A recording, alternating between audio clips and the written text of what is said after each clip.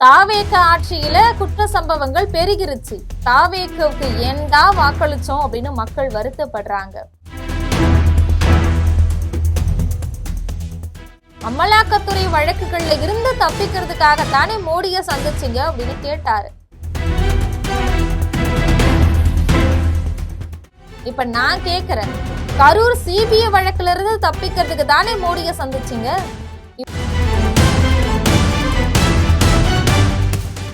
திமுக மகளிர் அணி கூட்டத்திற்கு வந்து வரவேற்க யாரும் இல்லாததால திரும்பி சென்ற துரைமுருகன்.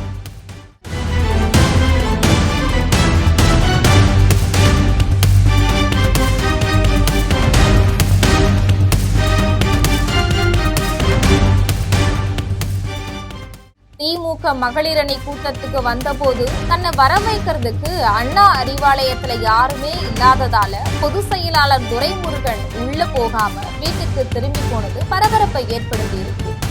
என்ன நடந்தது அண்ணா அறிவாலயத்தில்? விரிவாக பார்க்கலாம் இந்த தொகுப்பில்.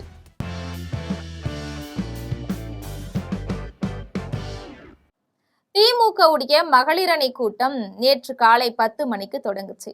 இந்த கூட்டத்துல அமைப்பு ரீதியா இருக்கக்கூடிய திமுக மாவட்ட மகளிர் அணி நிர்வாகிகள் கூட ஆலோசனை நடத்தப்பட்டுச்சு. இந்த கூட்டத்துல திமுக மகளிர் அணி தலைவி கனிமொழி உள்ளிட்டவங்க கலந்துக்கிட்டாங்க. கூட்டத்துக்கு முன்னாள் முதல்வர் மு.க. ஸ்டாலின் தலைமை தாங்கினாரு. அவர் பேசும்போது, அடுத்து எப்போ தேர்தல் வந்தாலும் மக்களே இந்த ஆட்சியை கைப்பற்றுவாங்க. தாவேக ஆட்சியில குற்ற சம்பவங்கள் பெருகிருச்சு. தாவேகவுக்கு ஏன்டா வாக்களிச்சோம் அப்படின்னு மக்கள் வருத்தப்படுறாங்க. நான் முதல்வரா இருந்தப்ப நிதி ஆயோக் கூட்டத்துல கலந்துகிட்ட போது விஜய் என்ன பார்த்து, இப்படி பலதரப்பட்ட மக்களும் ஏண்டா இந்த ஆட்சிக்கு வாக்களிச்சோன்னு கோபமா ஆவேசமா வருந்திக்கிட்டு இருக்கிறாங்க. ஓட்டு போட்டவனு வருத்தப்படுறான், ஓட்டு போடாதவனு வருத்தப்படுறான்.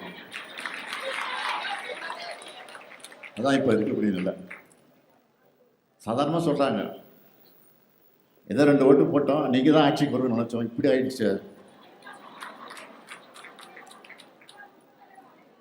இப்போ இந்த ஆட்சியில் குற்றங்கள் பெருகிடுச்சு.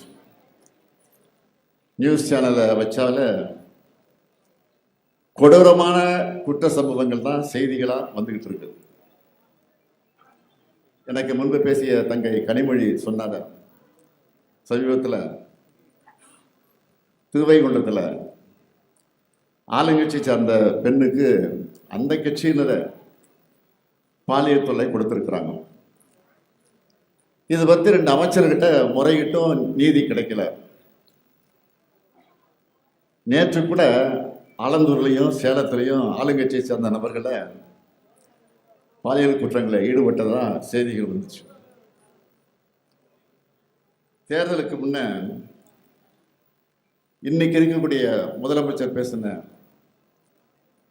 எல்லா கூட்டத்திலையும் பெண்கள் பாதுகாப்பு பற்றி தான் தொடர்ந்து பேசினார். இன்னொன்று சொன்னார், எங்க நல்ல விஷயம் நடந்தாலும் அது நம்ம பசங்க தான் செஞ்சதா இருக்கணும்னு சொன்னார். ஆனா இன்றைய நிலை என்ன? தமிழ்நாட்டில் பெண்களுக்கு எதிரான பெரும்பாலான குற்ற செயல்களில் தாவேக நிர்வாகிகள் தான் சம்மந்தப்பட்டிருக்காங்கன்னு செய்திகள் வந்துகிட்டு இருக்கு. பிரச்சாரத்தை பேசும்போது தாவேக ஆட்சி பாதுகாப்பு கொடுக்கணும்னு சொன்னாங்க. ஆனா இப்போ தாவேக கிட்ட இருந்து பாதுகாப்பு வேணும்னு மக்கள் கேட்கிற நிலைக்கு இன்னைக்கு தமிழ்நாடு. அமலாக்கத்துறை வழக்குகள்ல இருந்து தப்பிக்கிறதுக்காகத்தானே மோடியை சந்திச்சீங்க அப்படின்னு கேட்டாரு. இப்ப நான் கேக்குறேன், கரூர் சிபிஐ வழக்குல இருந்து தப்பிக்கிறதுக்கு தானே மோடியை சந்திச்சீங்க? இப்படியெல்லாம் கேட்டு தரம் தாண்ட அரசியலை நான் செய்ய மாட்டேன். திமுக பெற்ற வாக்குகளுக்கு மகளிர் அணியும் முக்கிய காரணம். திமுக ஆளுங்கட்சியாக மாறணும் அப்படின்னா இன்னும் சுறுசுறுப்பா வேகமா செயல்படணும். தாவேகவுக்கு வாக்களிச்சவங்க வாக்கு அளிக்காதவங்களும் கவலையில இருக்கிறாங்க. தாவேக ஆட்சியில குற்றங்கள் ரொம்ப அதிகமா ஆயிருச்சு. அதே சமயத்துல நான் முதலமைச்சராக இருக்கிறப்ப இதே மாதிரி டெல்லி சென்று பேசினப்போ இப்ப முதலமைச்சராக இருக்க என்னவெல்லாம் பேசினா தெரியுமா? நான் அவருக்கு ஞாபகப்படுத்துகிறேன். அமலாக்கத்துறை வழக்கில் இருந்து தப்பிப்பதற்காக போனாங்க, பாஜக காலில் விழுந்து மறைமுக கூட்டணி வச்சிருக்காங்க. அதனாலதான் குரூப் போட்டோ எடுக்கும்போது முன்வரிசையில் நிற்க வச்சு ஸ்டாலினுக்கு இடம் கொடுத்தாங்க. இதெல்லாம் யார் சொன்னது? அவர் சொன்னது. இப்ப நீங்க என்ன பண்ணிட்டு வந்திருக்கிறீங்க? நான் கேட்கவா?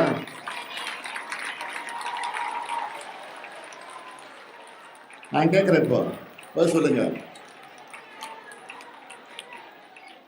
மிஸ்டர் சீஃப் மினிஸ்டர், மாண்புமிகு முதலமைச்சர்,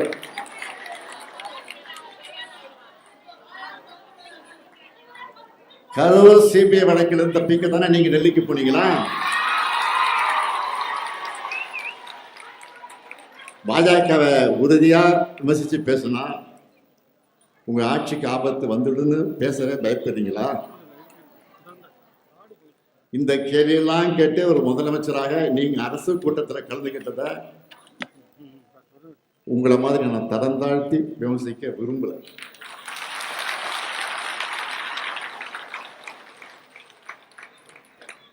மும்மொழி கொள்கையை அமல்படுத்த அதை மறுத்த காரணத்துக்காக தமிழ்நாட்டுக்கான கல்வி நிதியை ஒன்றிய பாஜக அரசு விடுவிக்காம பிளாக்மெயில் பண்ணாங்க.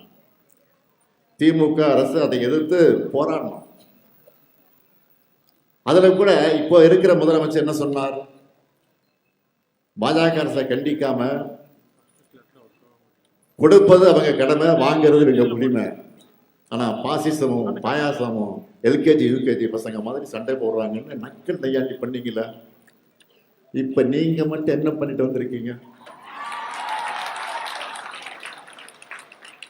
நிபந்தனைகள் இல்லாம நிதியை கொடுக்கணும்னு தான் நீங்க கேட்டிருக்கீங்க. இப்படித்தான் செய்ய முடியும். ஏன்னா இது சினிமா இல்லை, ஆட்சி நிர்வாகம். மாநில உரிமைகள் சார்ந்த எதுவாக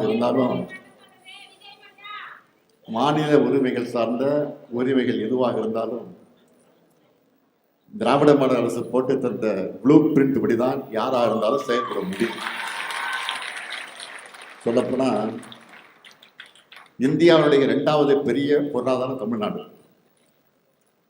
பெண்கள் அதிகம் தொழிற்சாலைகளில் பணிபுரியக்கூடிய மாநிலம் தமிழ்நாடு.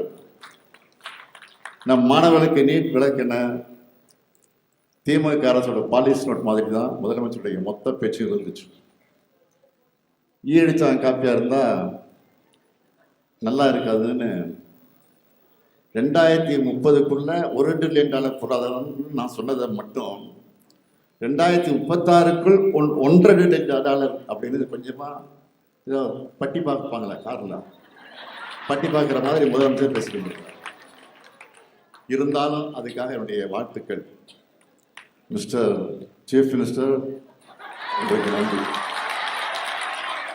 அதிமுகவுடைய எம்எல்ஏக்களை ஷாப்பிங் செஞ்சுட்டு இருக்கிறாங்க விஜய். கை விரல்ல வச்ச மைய அழியறதுக்கு முன்னாடியே ராஜினாமா செஞ்சுட்டு வேற கட்சிக்கு ஆதரவு கொடுக்கறாங்க.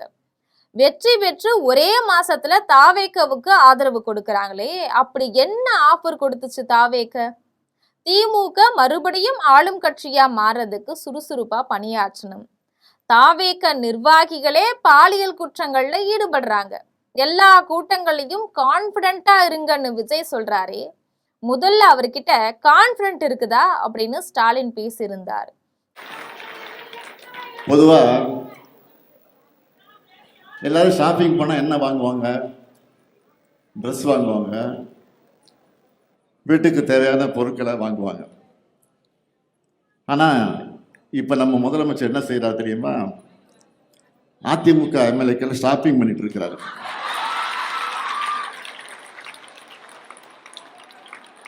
நமக்கு என்ன சந்தேகம்னா, அவர் ஆட்சி மேல அவருக்கே நம்பிக்கை இல்லையா? அல்லது அவருக்கு ஆதரவு கொடுத்து கொண்டிருக்கக்கூடிய மற்ற கட்சிகள் மேல நம்பிக்கை இல்லையா? முதல்ல அவர் ஆட்சியை காப்பாத்திக்க அதிமுக எம்எல்ஏக்களை தாவேக்காவுக்கு ஆதரவா வாக்களிக்க வச்சார். இப்ப அவங்களை ராஜினாமா பண்ண வச்சுட்டு அடுத்த நொடியா தன்னுடைய கட்சியில இணைச்சிருக்கிறார். இந்த மாதிரி நியூஸ் எல்லாம் பார்க்கும்போது உங்களுக்கு என்ன ஞாபகம் வரும்?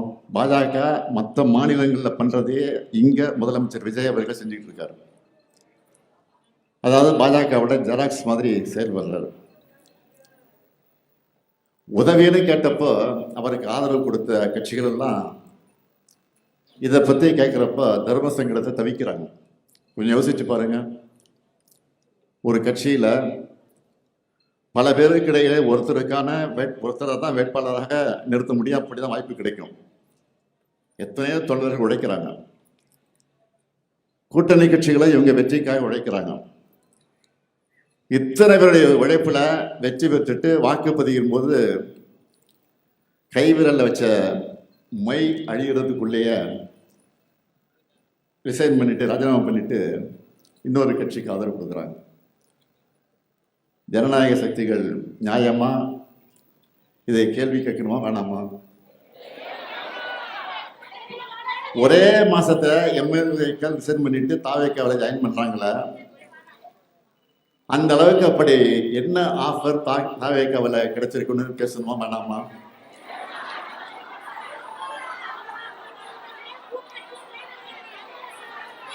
ஜனநாயகத்தை கேலி கூத்தாக்குற அசிங்கமான ஆட்சியா இந்த ஆட்சி இருக்கு.